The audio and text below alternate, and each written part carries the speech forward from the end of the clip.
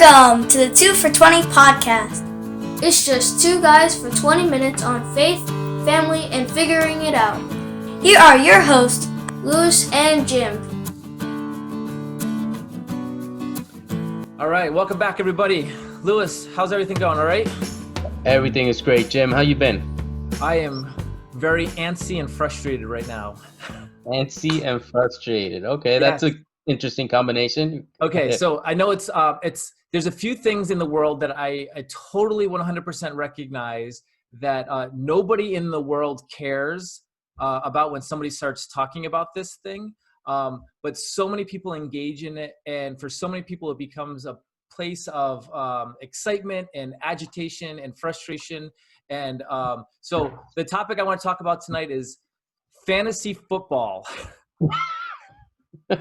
Okay. All right, so I promise we'll try to make this work somehow by the grace of God. But all right, here's my thoughts. Number one, do you play fantasy football or fantasy sports at all? Yes, I do play fantasy football. Yes. Okay, all right, good. All right, so I play, I'm in a league, and I'll spare the details because, again, it's a universal truth that as soon as someone says, let me tell you about what happened in my fantasy basketball, football, baseball league, immediately the other person's like, I don't care.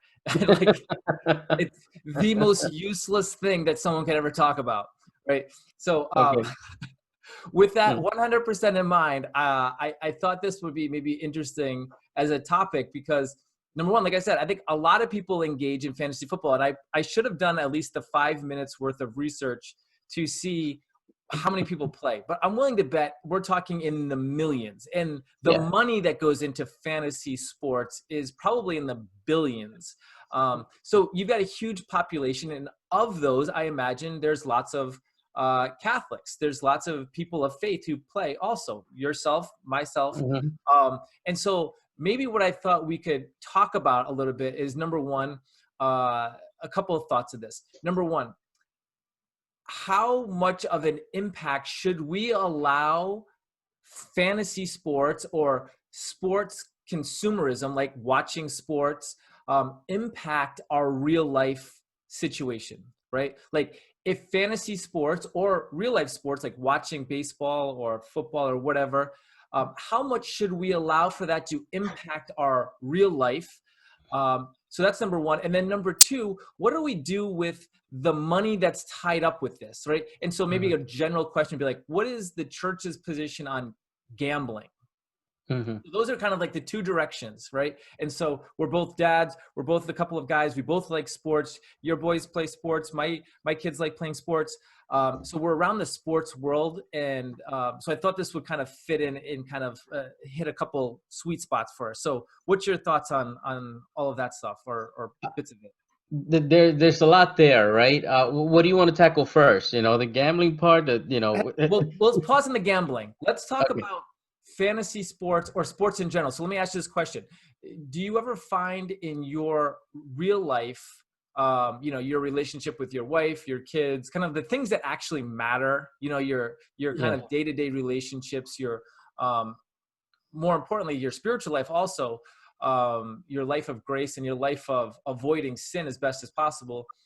Do you ever find that the interest in consuming sports, like watching sports or following sports or playing fantasy sports, do you ever find that becomes a problem, or do you think that it can become a problem?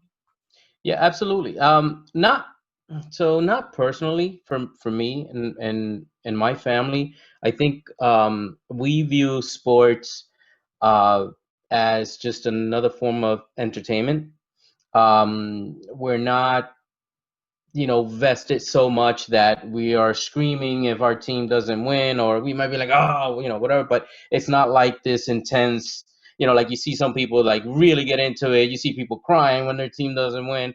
You know, we're not to that extreme, right? But I do see a lot of individuals that do, they live, you know, the sport. They are very vested in their teams, and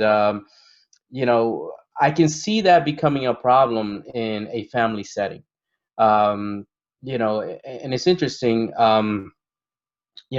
Even with family with fantasy football. You know, that's something that requires a lot of research.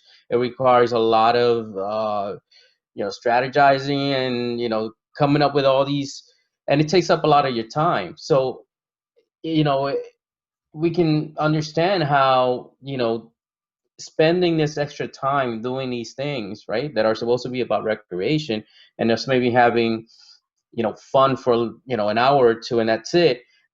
We can see how all the work that goes into you know supporting your team or playing fantasy football can affect or compete with the time you're going to spend with your family. So yeah, I do see it as a problem Yeah, in yeah. that sense. You said something in there, and I forget which word you used exactly, um, but something along the lines of like it should be a kind of like leisure activity. It should be a kind Yeah. of um, like it should be for fun as opposed to being something that is like all consuming or takes us away from things.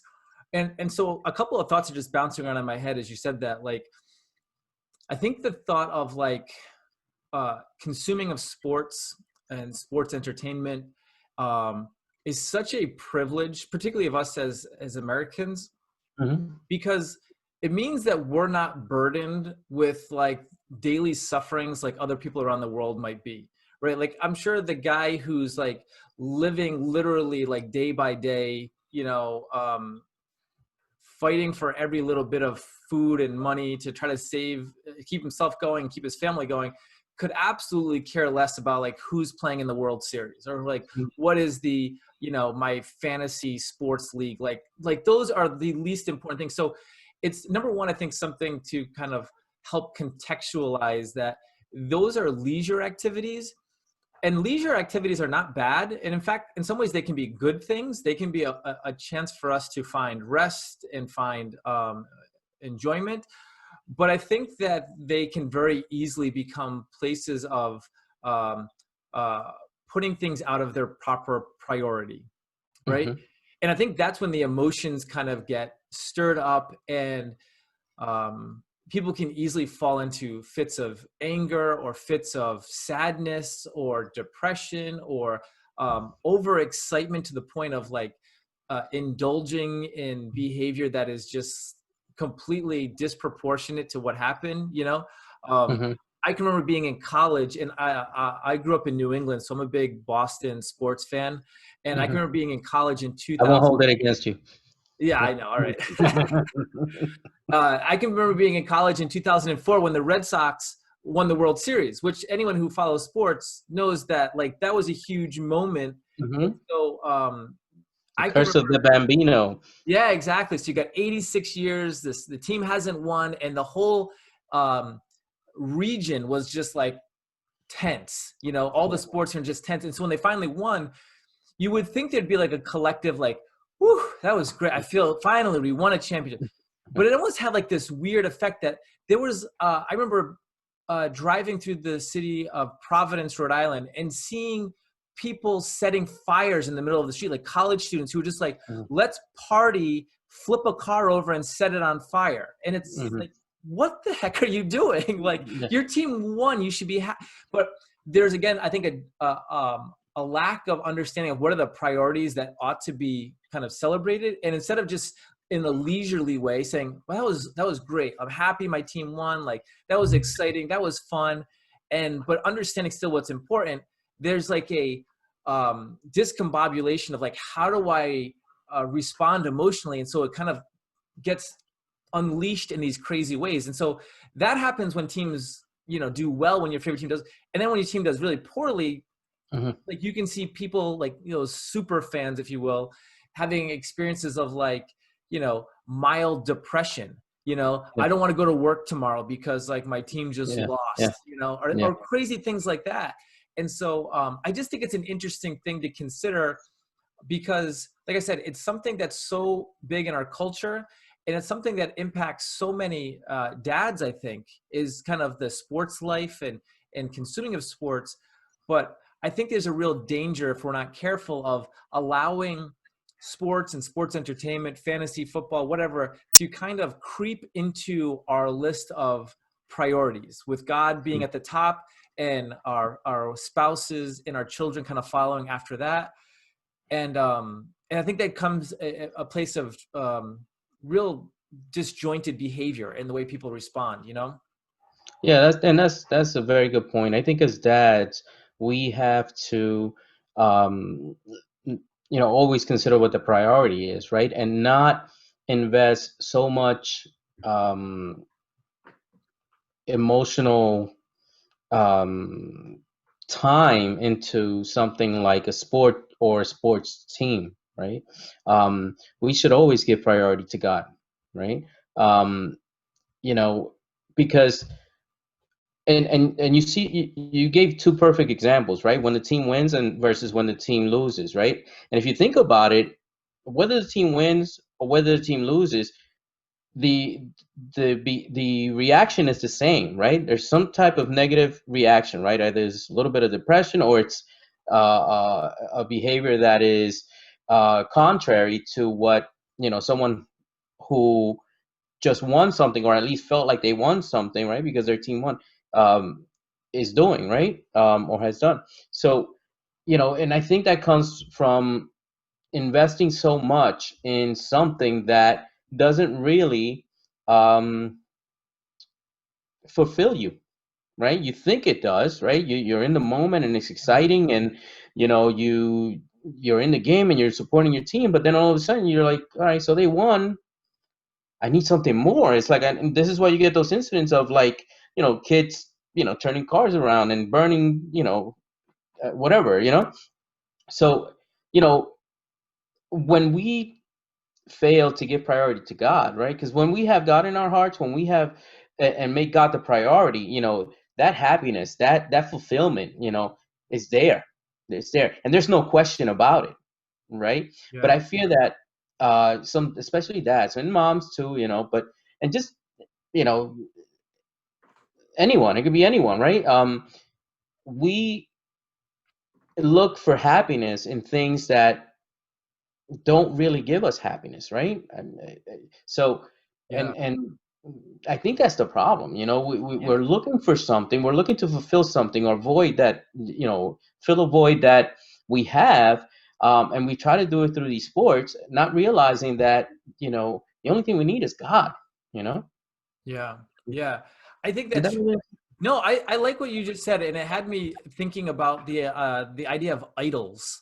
And I think what you're talking about, like we seek out sports as a way to kind of satisfy a deeper longing within us, like a sense of victory, like Mhm. a sense of greatness, a sense of accomplishment. And even if we're just fans, like this is why like sports fans talk about and they say like, oh, my team won. And it's like, it's not your team. You don't own Mhm. the team. You don't know, right? Right.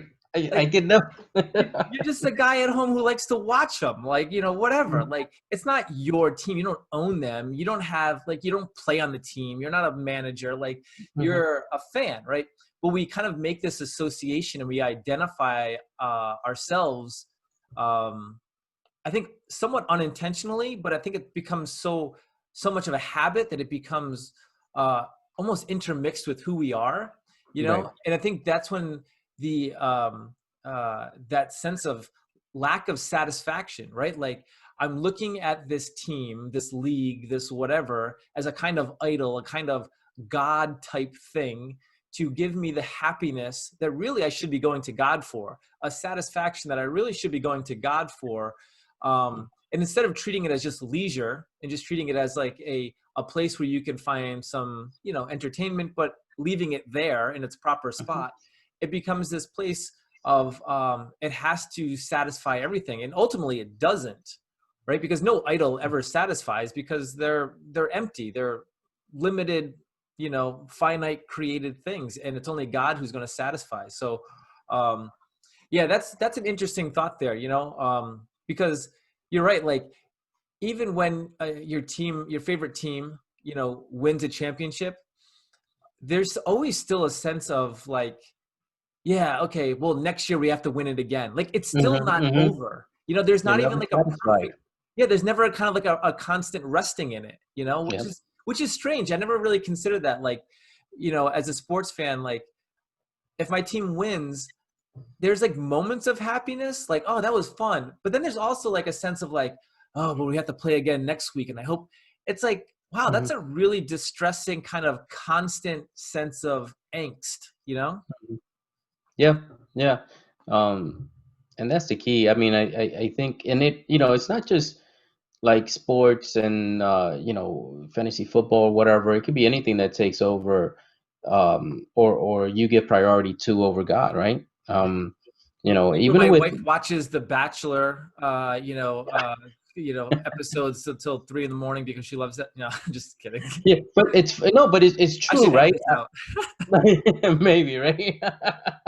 No, but things like that, you'll see. Like I remember, you know, my aunt's watching like soap operas, right? And like being all into the characters and being on to, oh my God, I can't believe she did that to him, or I can't believe she went off with whoever, and it's like they live it, they're in there, and if something happens to one of the characters, they're like, so it's not just sports, it transcends into other things. And I Yeah. think we have to be careful as fathers. We should always set the example for our children.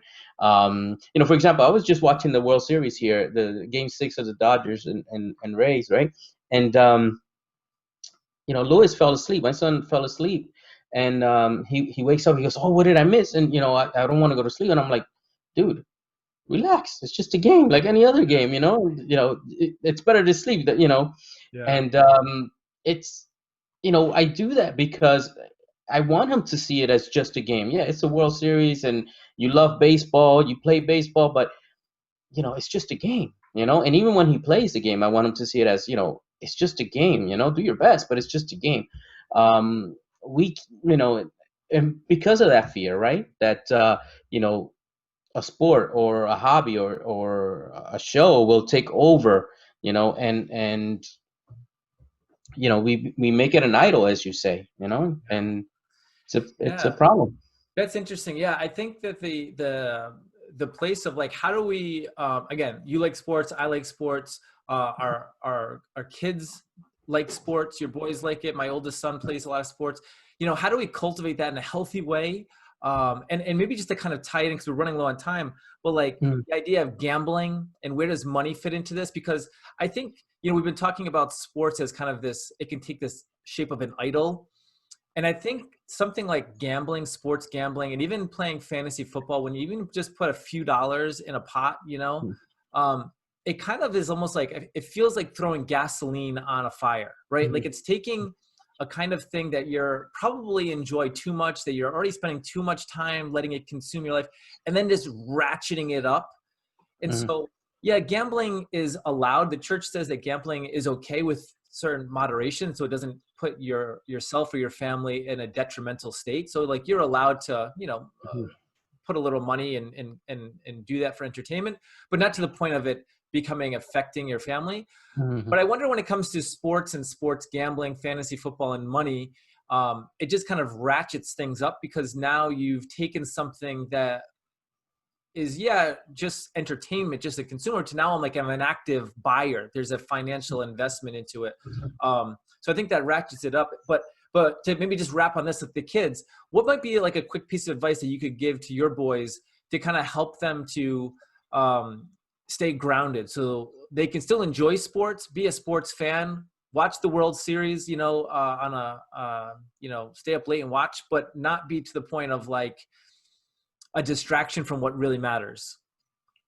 Yeah, yeah, and as you were speaking, I immediately thought about how we go from just maybe supporting our team and what looks like something very innocent to you know being invested into something that is going to take up our time and away from our family, into gambling, which can lead to other things. And it's interesting, and I immediately thought, wow, that's how the enemy works, right? That's how he gets us to sin, right? So I Yeah. think that you know I would tell my kids to be careful, right? Number one, lead by example, right? If you're not going crazy and slamming things down when your team loses or fails to make a catch or whatever, that's key, right?